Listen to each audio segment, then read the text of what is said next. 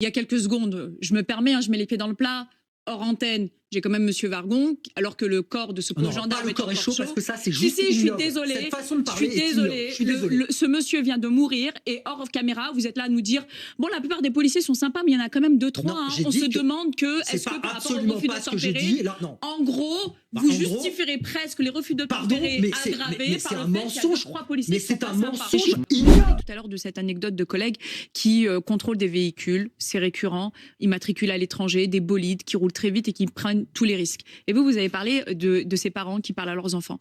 On va parler de l'affaire Naël, d'un enfant de 17 ans au volant. Alors, je ne suis pas en train de parler de l'action de police. Je suis en train de parler du fait que Naël au volant, un enfant de 17 ans au volant d'un bolide, donc sans permis, une voiture qui n'est pas la sienne, qui est immatriculée à l'étranger, qui roule à toute vitesse, qui met en danger les usagers de la route. On a tous vu les images avec ces piétons et ce cycliste qui ont manqué de mourir sous les roues de cette voiture jaune.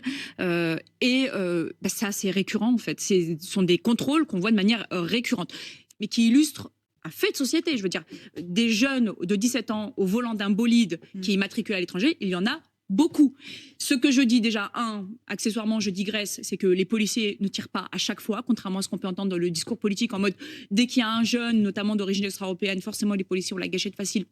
La preuve que non. Il y a quelques secondes, je me permets, je mets les pieds dans le plat, hors antenne, j'ai quand même Monsieur Vargon, alors que le corps de ce pauvre gendarme le corps est chaud parce que ça c'est juste je suis ignoble. désolée. Cette façon de parler je suis désolée. Ce monsieur vient de mourir et hors caméra, vous êtes là à nous dire bon, la plupart des policiers sont sympas, mais il y en a quand même 2-3. On se demande est-ce que par rapport au refus d'obtempérer, en gros, vous justifierez presque les refus d'obtempérer aggravés par le fait qu'il y a 3 policiers. Mais c'est un mensonge ignoble. Non, attendez. Mathias Vargon. Je n'y étais pas, vous non plus. Mathias Vargon. Non, mais vous êtes sérieux là, vous êtes en train de remettre en question les faits? Mais je ne remets rien en question. Je vous dis juste c'est un meurtre. Vous me dites vous y les amis. Ce sont des profils assez récurrents. En fait, ce sont des personnes qui sont dans la défiance de l'autorité, de toutes les autorités, même celles des médecins à l'hôpital, même celles des professeurs à l'école, et même celles peut-être de leurs parents. Ce que je vous dis par là, c'est que ce sont des profils asociaux. Donc on peut faire tous les débats qu'on veut sur la relation police-population et mettre tous les friches qu'on veut en pins sur les uniformes des policiers, on ne réglera pas ce problème.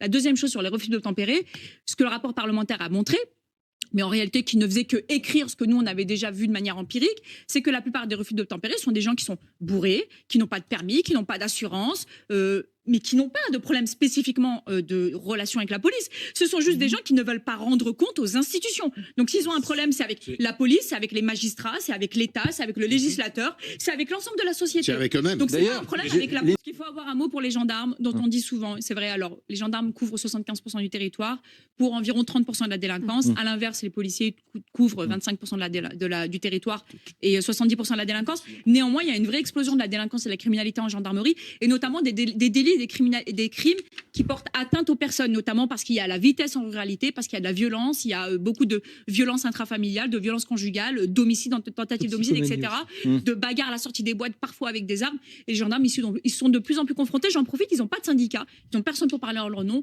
donc j'en profite ce soir pour le faire.